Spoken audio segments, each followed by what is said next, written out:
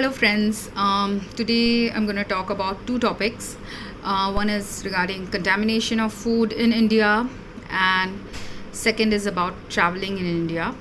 Um, why I'm making this topic is related to health and healthcare and the consequences of things that we do in our normal lives that can impact our long term and even our short term health.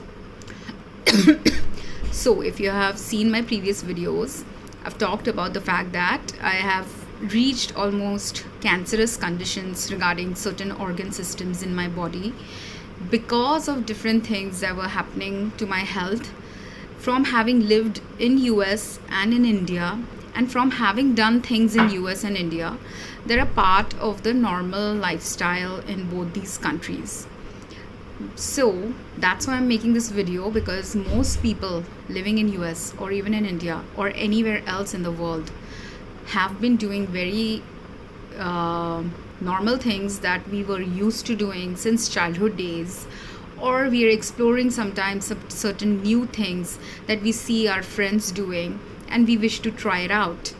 But what has happened is that even though certain things are very normalized in practice globally, some of it has been slowly over time impacting our health in such a way that a change needs to happen now.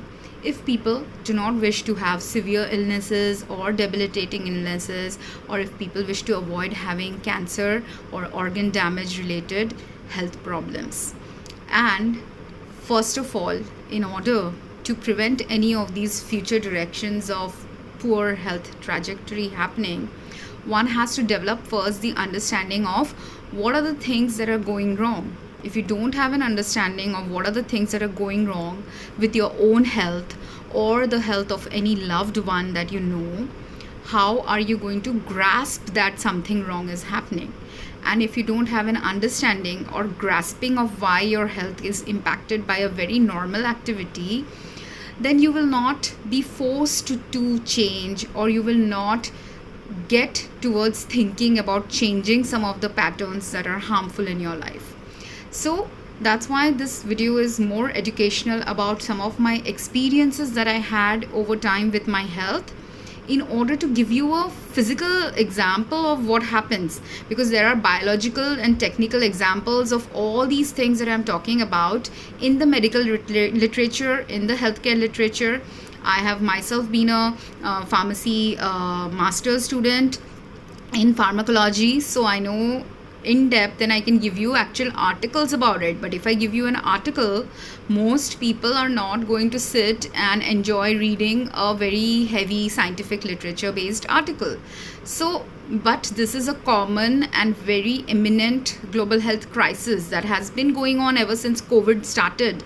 It's just that people haven't put two and two together, and those who have indeed put some of these connections together, there aren't enough scientists or enough doctors in the world who have the right knowledge necessary for this. There's a lot of darkness. See, the universe did this. I consciously didn't turn on the lights in this room because because of my thyroid problem and cytokine storm related problem. Anytime the chemical exposures in my environment are high, my body is inflamed. I get high inflammatory responses in my immunoglobulins because my body is trying to fight the toxin exposure.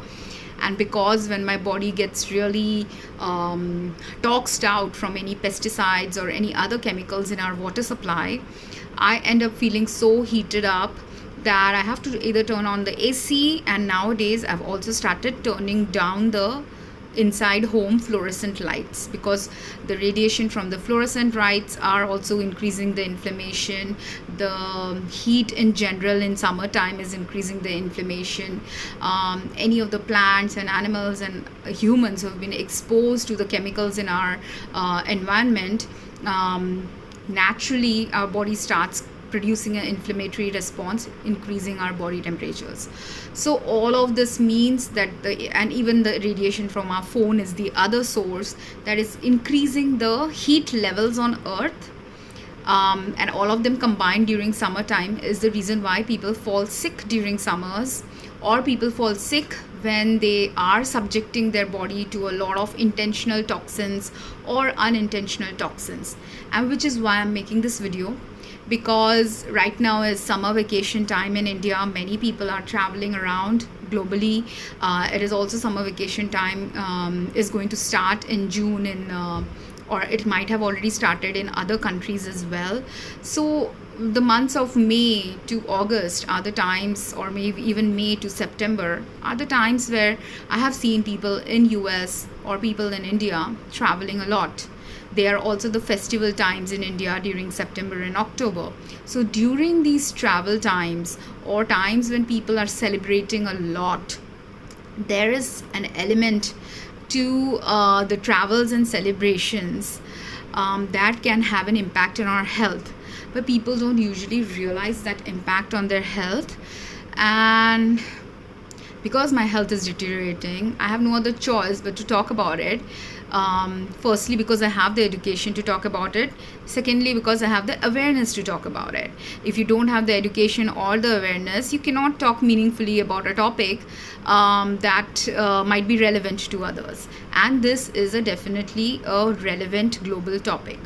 The reason why I have been guided to do this is because in the last few months I have been observing a lot of travel vlogs, especially of people who are not used to the Indian climate or Indian food. So these are food travel bloggers who are coming to India from Australia or America or any other foreign country that has got a very different cultural and food experience system than what is prevalent in India. And not only do these developed countries have a different cultural and food systems, they also have different rules and regulations regarding health and hygiene. They also have different protocols about health and healthcare, which makes it very difficult for someone, if they are suddenly in a healthcare crisis, to navigate the healthcare system in India. And also, if you are not aware of your own body's health problems, then what happens is eventually over time you can make your body worse in health than better in health, if you had known what were the right choices and what were the right steps to take when traveling to a foreign country. Some of it many of the foreigners know. That's why you will see, if people in India might not be aware of this, but because I worked as a pharmacist in US, I know that when a person is traveling from US to Africa or Asia, they sometimes will get some vaccines from their doctors so that they don't get hepatitis or they don't get malaria. These are the two main diseases that people can have when, in earlier days, people used to have when they used to travel to India. And why are people getting can have the potential to have malaria or hepatitis? Because first of all, in US the climate and weather and everything is such, and the roads and roadways are such, that they don't usually have potholes. They don't have potholes with stagnant water systems, and because they don't have stagnant water systems in their infrastructure in many places, I have not visited all the cities of US, so I don't know if there are pockets of places with malaria happening there. But in general, developed countries do not they have good infrastructure, and because they have good infrastructure and they maintain their infrastructure in a good way, they don't have potholes like we have in India. They don't have stagnant water systems existing, because of which the frequency of having even mosquitoes breeding in those places are much less. And if the mosquitoes don't breed in certain places, then you will not get the disease related to mosquitoes. Or if you have kept the ecosystem of a place in a balanced natural format, then the growth of mosquitoes will be naturally balanced out by the planetary creatures that consume mosquitoes as their food. But in order to keep that balanced, you have to ensure that the creatures that are eating these mosquitoes are also alive, which is where the main problem of India is happening currently, and the reason why people are falling sick in India or have got really bad illnesses, but they're not getting diagnosed with the right illnesses because multiple things are going wrong with their health. So what is the main thing that right now is causing the mosquito problems when the rainy season will come. One is that humans in India usually are not very conscious about what they're doing on the streets. We have a Swachh Bharat Abhiyan going on, but despite the Swachh Bharat Abhiyan going on, there are still many people who will travel and throw a wrapper of a chocolate, or they eat a burger in the train and the burger remnants will fall in the train and things like that, because we are very highly unaware people sometimes when we are eating. And we are also leading very busy lives in India, because India is a very densely populated country, and especially in the densely populated parts of India. I have lived in Bombay, I have lived in Kolkata, both of which are main cities of India, and both of these cities have people who are just leading busy lives, doing their work and being so busy in their daily lives that people are sometimes unconsciously adding to the earth pollution without knowing what they are doing. And when we add to the earth pollution by not throwing trash in the appropriate trash bins, what is happening? Because there are millions and billions of people in India, billions of worth of cleaning work has to be done by the municipal workers. In just putting a wrapper, a plastic wrapper or a paper wrapper in the right bin, or in the right place for recycling, when those same workers could be involved in keeping the roads cleaner, or keeping the drains cleaner, or doing some other work that would end up making sure we don't have potholes, making sure we don't have potholes with stagnant water, making sure that we don't have a breeding ground for mosquitoes.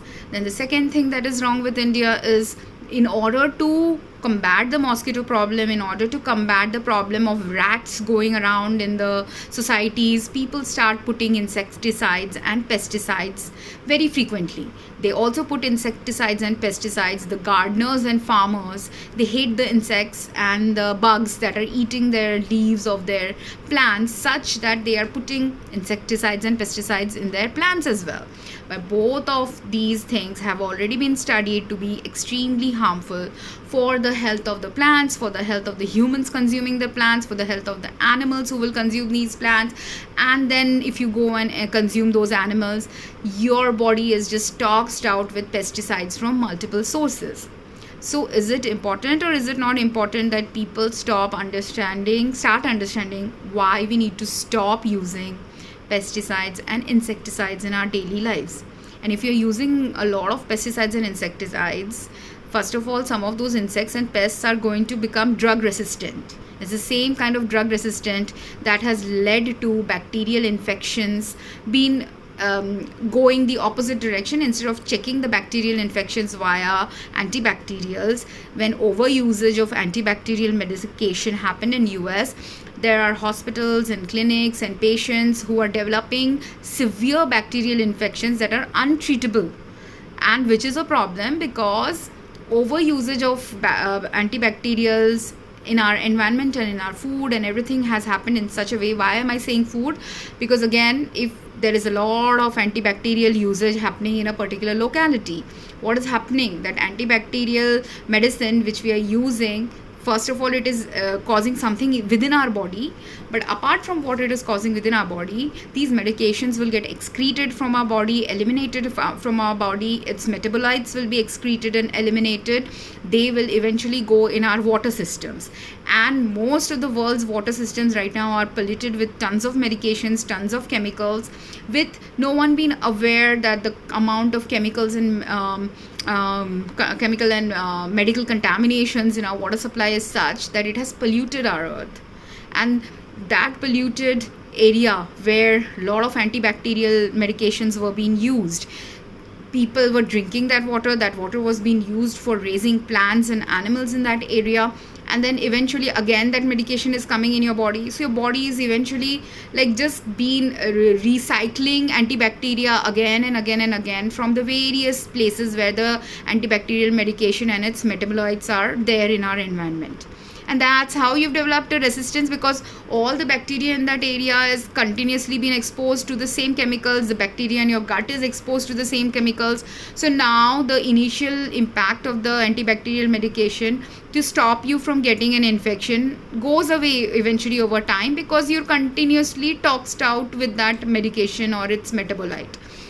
And eventually that's why there is a drug resistance, because eventually, even though some bacteria will die, there will also be some bacteria that are fighting this. They don't want to die. And all bacteria are not harmful for our health. Some bacteria are good for our health. So while taking these medicines, you're also killing the good bacteria. You're also killing the potential of your body to be healthy. And that's how those people who die from mysterious illnesses or mysterious bacterial infections that are untreatable is happening, because overexposure of that person's body has happened to antibiotics for a long time. Same way, like with antibiotics that kill a small bacteria, there are now insecticides that kill a small insect. Now even those insects are developing resistances, but while the insects are developing resistances, what is happening to the humans and animals and plants exposed to these insecticides? Our body is also getting impacted in a particular way from exposure to the insecticides. Like how the insect will stop, like will get very foggy and drowsy. Some insecticides will make us feel foggy and drowsy, or how certain insecticides and pesticides will prevent the nerves and muscular functions to stop from working in a particular insect or a rodent. Same nerve and muscular damage is happening within our body as well.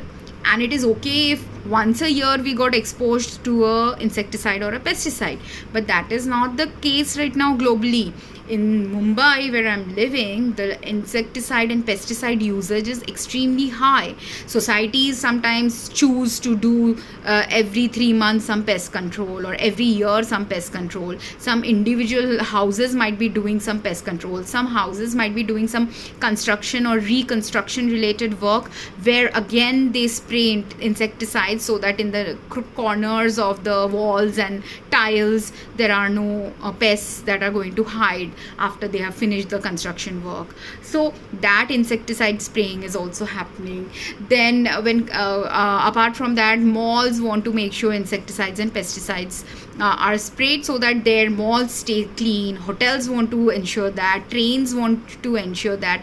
Entire hospitality industry and entire business industries and at homes, people want to ensure that we don't get insects and pests. But the problem is, the main way to prevent insects and pests from ever coming inside our homes or ever making our homes look dirty is to keep a clean home environment. If you don't have a lot of things stored in the drawers or stored in your cabinets and stored in your furniture spaces, or if you're cleaning your house regularly, there is no need for a insect or a rodent to come inside your home, because most of the time either the insect or a rodent is coming for some food particle that are there in the nooks and crannies of your house, or they are actually trying to escape the pollution on earth by coming up from the ground when in summertime the water levels are low, they don't have clean soil, they don't have clean water, and they want to escape the earth.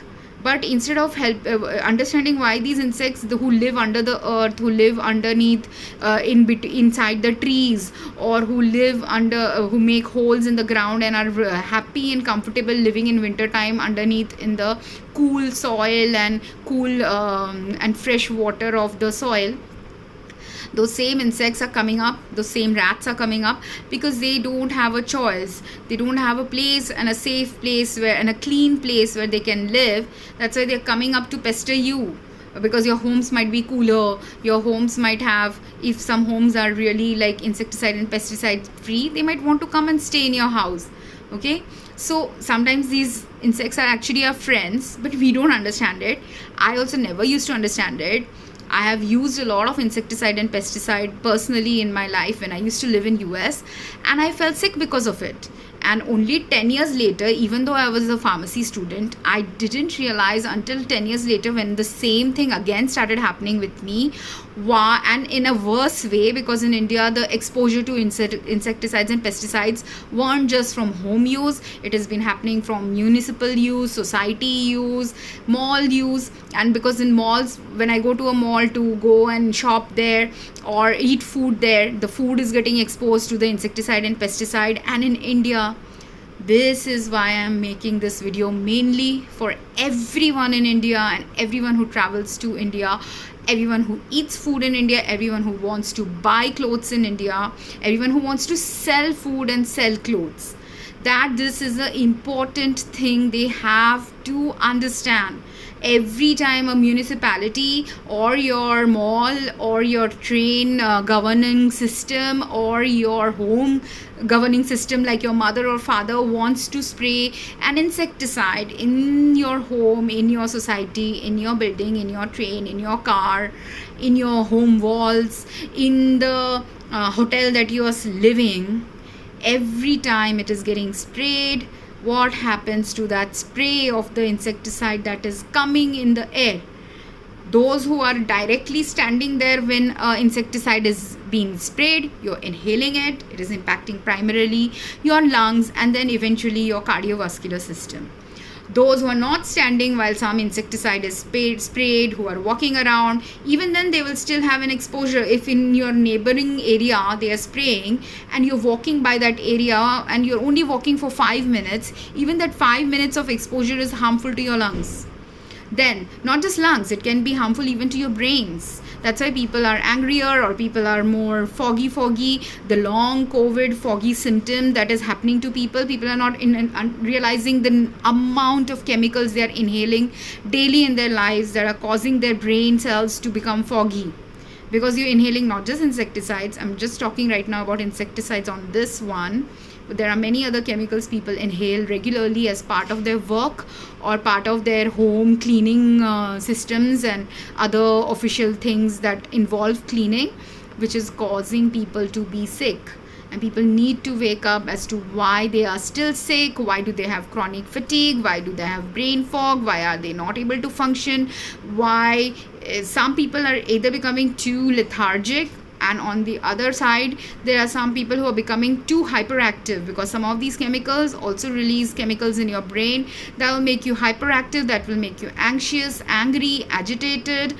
Some of these chemicals will cause hand tremors, because depending on what food you were eating, what is the quality of food you're eating, what is the quality of exposure you're having, quantity of exposure you're having, whether the exposure is a sudden exposure from certain exercises you did, whether the exposure is a sudden exposure from a huge amount of toxin exposure from various sources on one day. All of these leads to a different kind of symptom in a different person, and gender also plays a role. Fat levels in your body plays a role. Absence of fat levels in your body also plays a role. Everything is playing a role in your body, and it's very individual specific what symptoms will show up. But every symptom that is showing up in any human being from exposure to pesticide is very easily observable if only you're mindful about it, and your body yourself will be telling you time and time again that you are having exposure to a chemical that is harmful to you. But you have to become self-aware, because like for me, what happened initially, one day I started getting real bad stomach upset. I didn't realize why am I getting stomach upset. I just thought, like all of us do, that it is something, maybe I got a temporary food related poisoning, stomach flu or water related poisoning, but I thought it was a temporary thing, because initially it was a temporary experience for me. When I initially started getting awareness about chemical exposure to pesticide related problems, my initial symptoms were just stomach upset occasionally when someone is spraying around in the neighborhood and I ate a banana or an apple which had been lying on the dining table in my house, and the windows were open, so all the pesticides came and whatever was sprayed, some of the remnants landed on the banana, and even though I have washed the banana, there was still some pesticides in it that ended up causing a stomach flu-like incident. Now this was, and it was not true just simply about bananas. It was also true that if my cook was cooking at that time and the kitchen is open and the vegetables are all being cooked in a pan which is an open pan, or if while she's chopping at that time these chemicals have come, she might have already washed once the pesticides from the farming related activities, but while she's cooking, if the windows are open and the sprays are entering your home, even though she might have washed it, there is still going to be remnants of that spray in the open pan that is cooking something, or in the open vegetables that are being chopped that have already been washed, so she will not think again about washing it, right? Or not even the vegetables, the spray is also coming and hitting your pans that are utensils. That in Indian homes we have usually utensils also lying in all those racks, right? So if your racks are near the window, and most of the places will have a rack near the window, because it's a natural process of having a rack near a window, so that it will dry up sooner from the heat and the air if the window is open, right, and sunlight is entering your kitchens. You want it to land and hit the racks where your utensils are drying. So what is happening while the utensils are drying? They have water in it. When the spray is happening and a window is open, it goes and lands on your plate, and if you don't wash those plates before eating, then again you have a level of contamination from those plates and utensils that you will be using for eating your food or cooking your food, right? But what is the main solution? While I can do a preventative care that every time it's been sprayed I close my windows, or even if I don't close my windows, if my windows were still accidentally open, I ensure that all my plates are being cleaned again, all my vegetables are being cleaned again, and I keep my food covered, and I do all these food hygiene practices. Main problem, and which everyone has to do, must do, but people don't do it. There are so many street food vendors, they are not aware that these sprays are harmful, so they are doing their normal street food activity. There is a pizza person, there is a pav bhaji person, there is a dosa person, there is a frankie roll person. There are so many street vendors in India who make excellent food, yummy food, and even good quality food and clean and hygienic food, but they don't understand the cleanliness and hygiene necessary for preventing poisoning from pesticides, and which no one understands in India. Very few people understand it or understand the concept behind why we need to have cleaner, healthier practices. And one of the cleanliness based practices, avoid pesticides. If people don't understand it, they are daily getting poisoned from it, and when they're spraying it in the malls, all the sprays land up in our clothes. Then you wear those mall clothes, you're going to have pesticide filled clothes that you're wearing, which is even more toxic, because apart from breathing, when in breathing you are only micro particles of it has gone in your lungs, and it is got the capability of impacting your lung functions and cardiac functions, and even your circulatory system via impacting your blood. But clothes that you are going to wear for hours and hours, which have got months and months of, maybe because malls don't excuse me, malls do not always have good sales. So some clothes from those malls will be there in their racks for years or months, and in those months, if every month that mall is spraying some chemical pesticide around, every month one layer of chemical pesticide that was sprayed in the air is falling into your dresses.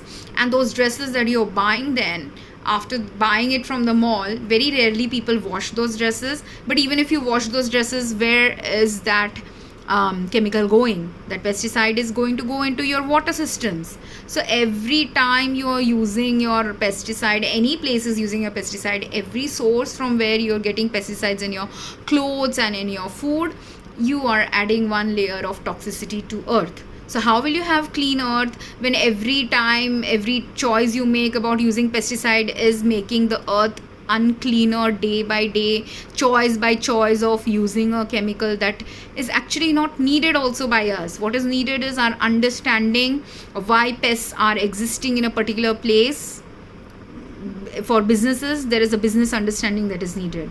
For homes, there is a home understanding, home and health and hygiene related understanding that is needed. For farmers, there's a farming related understanding that is needed, and people have forgotten these things, and that's why pesticides have been used for almost 80 plus years globally, and people have been getting sicker globally also in those same 80 plus years, but people have been completely unaware at the root cause of why they are getting sicker for many decades of their life, or even centuries.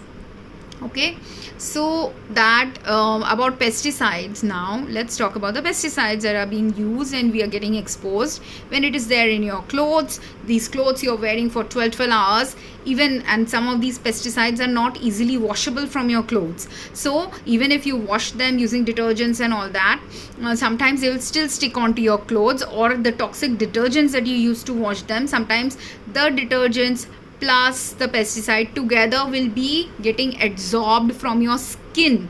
Adsorption is, first of all, adsorption is something like when the cloth is being sprayed around the area where the cloth is stored in a home, or the clothes are stored in a mall, or clothes are even stored in a truck that is transporting the clothes. If there was a spraying going on around there, they will first adsorb, like attached to the cloth.